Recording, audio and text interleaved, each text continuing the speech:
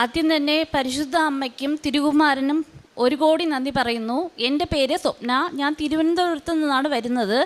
ഞാനൊരു ഹിന്ദുവാണ്.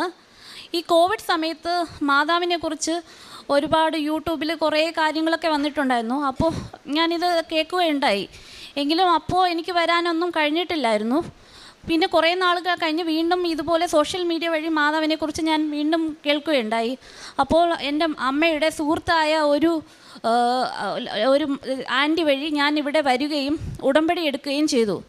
ഞാൻ ഉടമ്പടി എടുക്കുന്ന മുമ്പേ ഞാൻ ഈ ജർമ്മൻ പഠിക്കുകയുണ്ടായി. ജർമ്മൻ പഠിച്ച് എനിക്ക് നഴ്സിംഗിൽ പോകണം എന്നായിരുന്നു ആഗ്രഹം. അങ്ങനെ ഞാൻ ഇവിടെ വന്ന് ഉടമ്പടി എടുത്തു. അതിൽ നിയോഗങ്ങളൊക്കെ വെച്ചിട്ട് പോയി. നിയോഗങ്ങൾ വെച്ചിട്ട് പോയ ഉടനെ തന്നെ എൻ്റെ ഒരു ഉൾവിളി വന്നു. മാതാവ് പറയും പോലെ തോന്നി. മാതാവ് പറഞ്ഞു, നിനക്കിത് നേഴ്സിംഗ് പഠിക്കാം, പക്ഷേ അത് ജർമ്മനിയിലല്ല എന്ന്.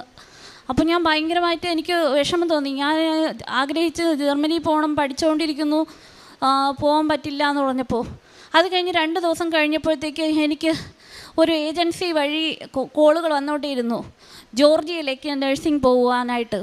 അപ്പം ഞാൻ ആദ്യം വിചാരിച്ചു ഇതെനിക്ക് വെറുതെ ആയിരിക്കുന്നു. പിന്നീട് വീണ്ടും കോളുകൾ വന്നു. അപ്പോൾ എനിക്ക് മനസ്സിലായി ഇത് അമ്മ മാതാവ് എനിക്ക് തന്ന സിഗ്നലാണെന്ന്. അപ്പോൾ ഞാൻ ഉടനെ പോയി അവരോട് എല്ലാ കാര്യങ്ങളും ഡീറ്റെയിൽസും ഒക്കെ ചോദിച്ചു.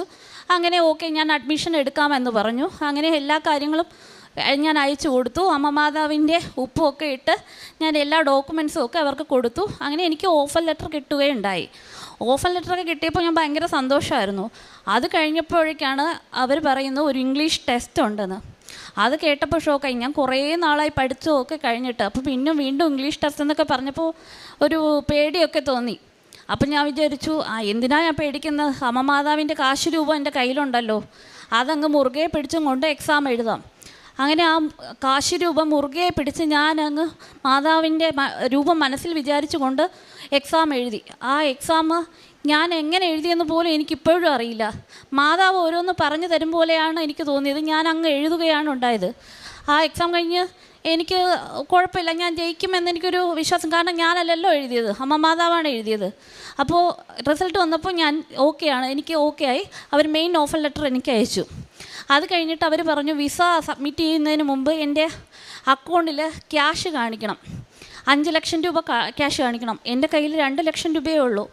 3 ലക്ഷം എവിടേക്ക് എന്ത് ചെയ്യണമെന്ന് അറിയില്ല. അപ്പോൾ എനിക്ക് ഭയങ്കര അധികം വിഷമമുണ്ടായി. ഇനി എന്ത് ചെയ്യും മാതാവേ എന്ന് ഞാൻ വിളിച്ച് കരഞ്ഞു. പരിശുദ്ധ അമ്മയുടെ തൈലം തൊട്ട് ഞാൻ പ്രാർത്ഥിച്ച് കരയുമായിരുന്നു. അപ്പോൾ പെട്ടെന്ന് എൻ്റെ അമ്മ പറഞ്ഞു, എൻ്റെ ഫിക്സഡ് ഡിപ്പോസിറ്റ് ഇൻട്രസ്റ്റ് ഒന്നും കിട്ടുന്നില്ലെന്നാണ് തോന്നുന്നത്, ഞാൻ അത് വിഡ്രോ ചെയ്യാൻ പോവുകയാണെന്ന് പറഞ്ഞു. അപ്പം ഞാൻ പറഞ്ഞു, എന്നാൽ അങ്ങനെ വിഡ്രോ ചെയ്യുവാണെങ്കിൽ എനിക്ക് കുറച്ച് ദിവസത്തേക്ക് ആ 3 ലക്ഷം രൂപ എൻ്റെ അക്കൗണ്ടിലേക്ക് ഇടാൻ തരുമോ എന്ന് ചോദിച്ചു.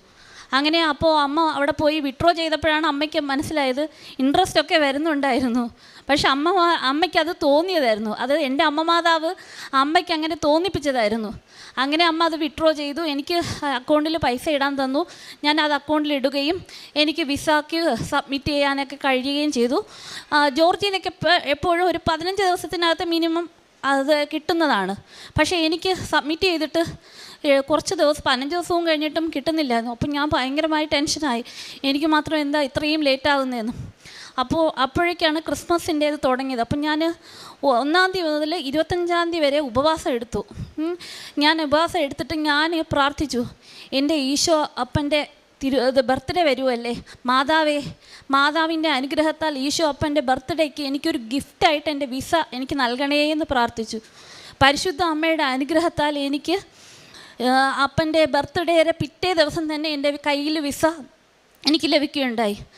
അത് കഴിഞ്ഞ് എനിക്ക് വലിയൊരു കടമ്പയായിരുന്നു എൻ്റെ എഡ്യൂക്കേഷൻ ലോണിന് വേണ്ടിയിട്ട് ഞാൻ വളരെയധികം ഒരുപാട് കഷ്ടപ്പെട്ടു. എല്ലാ ഡോക്യുമെൻറ്റ്സും ഓരോന്നിന് പോകുമ്പോൾ ഓരോന്നും പ്രശ്നമായിരുന്നു. പക്ഷേ എങ്കിലും ഞാൻ ഓരോന്നിലും അമ്മയുടെ തൈലവും ഉപ്പും പോകുന്നിടത്തെല്ലാം ഉപ്പും എല്ലാം ഇടുന്നുണ്ടായിരുന്നു. അപ്പോൾ അവിടെയെല്ലാം എനിക്ക് ഓരോരുത്തർ വന്ന് സഹായങ്ങളൊക്കെ ചെയ്തു തരുമായിരുന്നു. അങ്ങനെ അവസാനം എനിക്ക് ഇന്നലെ എൻ്റെ എഡ്യൂക്കേഷൻ ലോണും കിട്ടി. എനിക്ക് ഇന്നലെ തന്നെ എനിക്ക് അവിടെ നിന്ന് ഫോൺ വന്നിട്ടുണ്ടായിരുന്നു, ജോർജിയയിലേക്ക് എത്രയും പെട്ടെന്ന് പോകണം, ടിക്കറ്റ് എടുക്കണം എന്ന് പറഞ്ഞിട്ട് ടിക്കറ്റ് ഇന്നലെ എടുത്തു. ഞാൻ മൺഡേ പോവുകയാണ് ജോർജിയയിലേക്ക് എൻ്റെ നഴ്സിംഗ് പഠനം തുടങ്ങുവാനായിട്ട്. പിന്നെ ആത്മീയ ജീവിതത്തിലെന്ന് വെച്ച് കഴിഞ്ഞാൽ ഞാൻ ഭയങ്കര ദേഷ്യമുള്ളൊരു വ്യക്തിയായിരുന്നു. ഇവിടെ വന്ന് ഞാൻ ഉടമ്പടി എടുത്തതോടുകൂടി എനിക്ക് ദേഷ്യം ഒത്തിരി കുറഞ്ഞു. പിന്നെ അടുക്കും ചിട്ടയെന്ന് പറയുന്നത് ഒട്ടുമില്ലാത്തൊരു വ്യക്തിയായിരുന്നു ഞാൻ പിന്നെ അതിനുശേഷം ഇവിടെ ഉടമ്പടി എടുത്തതോടെ ഞാൻ അടുക്കും ചിട്ടയും എന്തൊക്കെയാണെന്നുള്ളത് അത് പഠിച്ചു. ശാന്തമായി എല്ലാ കാര്യങ്ങളും ചെയ്യാൻ പഠിച്ചു. പിന്നെ ജപമാല എന്നും ഞാൻ മാക്സിമം എത്ര പ്രാവശ്യം ചൊല്ലാൻ പറ്റുമോ അതൊക്കെ ചെയ്യുമായിരുന്നു.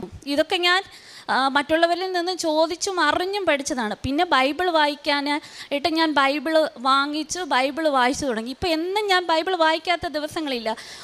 മാക്സിമം സുഖമില്ല എന്തെങ്കിലും അത്യാവശ്യം അങ്ങനെയുള്ള കാര്യങ്ങളല്ലാതെ ഞാൻ മാക്സിമം ബൈബിൾ വായിക്കും. ജോസഫ് അച്ഛൻ്റെ ചൊവ്വാഴ്ചയുള്ള ഞാൻ ധ്യാനം ഉപവാസം എടുത്ത് കാണാറുണ്ട്. അത് ഭയങ്കര എനിക്ക് സന്തോഷമുള്ളത്. കാരണം ഓരോ ദിവസം കാണുമ്പോഴും എനിക്ക് തോന്നും ജോസഫ് അച്ഛൻ എനിക്ക് വേണ്ടിയിട്ടാണ് ഈ ധ്യാനങ്ങൾ പറയുന്നതെന്ന് തോന്നും. അത്രയേറെ ഒരു നല്ല ധ്യാനങ്ങളാണ് ജോസഫ് അച്ഛൻ്റേത്. എനിക്ക് പിന്നെ കാരുണ്യ പ്രവൃത്തി എന്ന് പറയുന്നത് ഞാൻ ക്യാൻസർ സെൻറ്ററിൽ ഒക്കെ പോയി അവരെയൊക്കെ കണ്ടിട്ട് അവർക്ക് അവിടെ പൈസയൊക്കെ കൊടുക്കുമായിരുന്നു. പിന്നെ എൻ്റെ വീട്ടിൻ്റെ അടുത്തൊരു പാവപ്പെട്ട ആൾക്ക് അവർക്ക് പൈസ കൊടുക്കും.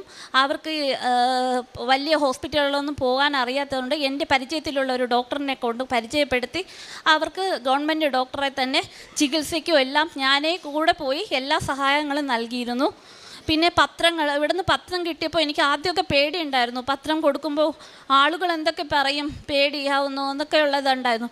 പക്ഷേ പിന്നെ ഞാൻ വിചാരിച്ചു അങ്ങനെ പേടിക്കേണ്ട ആവശ്യമില്ല. ഞാൻ മെഴുകുതിരി കത്തിച്ച് വെച്ചിട്ട് മാതാവിനെ പ്രാർത്ഥിച്ചു, മാതാവേ ഞാൻ ഈ പത്രം കൊടുക്കുമ്പോൾ എന്നെ ആരും ഒന്നും പറയരുതേ, നീ തന്നെ എന്നെ കാത്തോളണേ എന്ന് പറഞ്ഞിട്ട് ഞാൻ ഇറങ്ങി ഓരോ പത്രത്തിൽ ഓരോ സാക്ഷ്യം വെച്ച് ഞാൻ എഴുതും. എന്നിട്ട് ഞാൻ കൊണ്ടുപോകും, എൻ്റെ കാര്യങ്ങളൊക്കെ എഴുതും.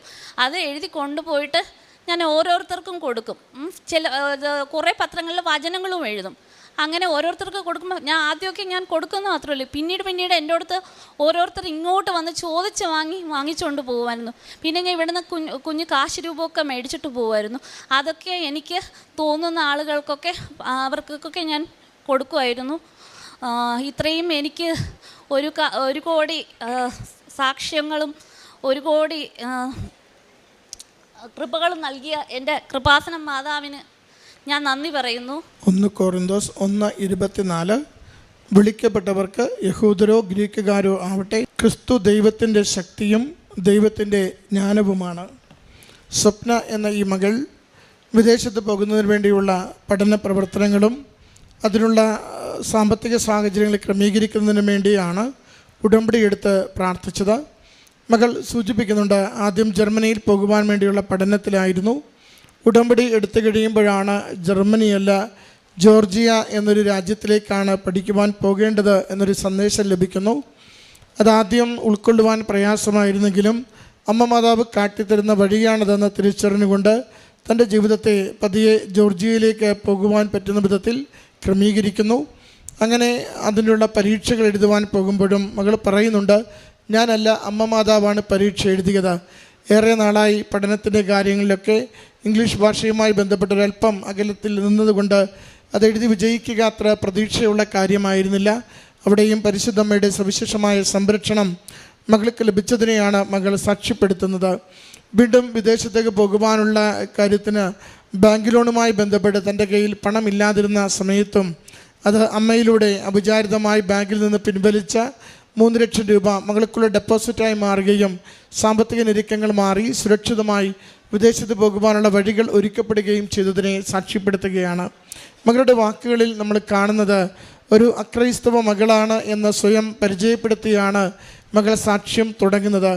എന്നാൽ എത്ര കണ്ട് വിശ്വാസ രീതികളിൽ ആഴപ്പെട്ടുവെന്ന്, ദൈവവചനം വായിക്കുന്ന എത്ര സ്നേഹത്തോടു കൂടിയാണെന്ന്, എത്ര കണ്ട് സന്തോഷത്തോടു കൂടിയാണ് പരിശുദ്ധ അമ്മയിൽ ആശ്രയിച്ചുകൊണ്ട് ജീവിതത്തെ നയിക്കുന്നതെന്ന് മകൾ സൂചിപ്പിക്കുകയാണ്. ദൈവത്തിൻ്റെ ശക്തിയും ദൈവത്തിൻ്റെ ജ്ഞാനവും ക്രിസ്തുവെന്ന തിരിച്ചറിവോടുകൂടി ജീവിതത്തെ അമ്മ മാതാവിന് സമർപ്പിക്കുമ്പോൾ അമ്മയിലൂടെ ഈശോ അനുഗ്രഹിക്കുന്ന എല്ലാ അനുഭവങ്ങളുമാണ് മകൾ പങ്കുവയ്ക്കുന്നത്.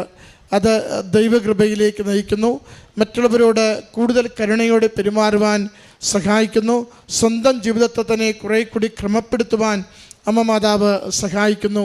അങ്ങനെ ലഭിച്ച ഓരോ നന്മകളെയും സന്തോഷത്തോടെ അൾത്താരയിൽ ഏറ്റുപറയുകയാണ്. മകൾക്ക് ലഭിച്ച ഈ എല്ലാ നന്മകൾക്കും നന്ദി പറഞ്ഞുകൊണ്ട് കരങ്ങളടിച്ച് ഈ സാക്ഷ്യം നമുക്ക് സമർപ്പിക്കാം. അത്യപൂർവ ദൈവാനുഭവങ്ങൾ ഇനി നിങ്ങൾക്കും സ്വന്തം. ഈ യൂട്യൂബ് ചാനൽ ഇതുവരെ സബ്സ്ക്രൈബ് ചെയ്തിട്ടില്ലെങ്കിൽ ഇപ്പോൾ തന്നെ സബ്സ്ക്രൈബ് ചെയ്യുക.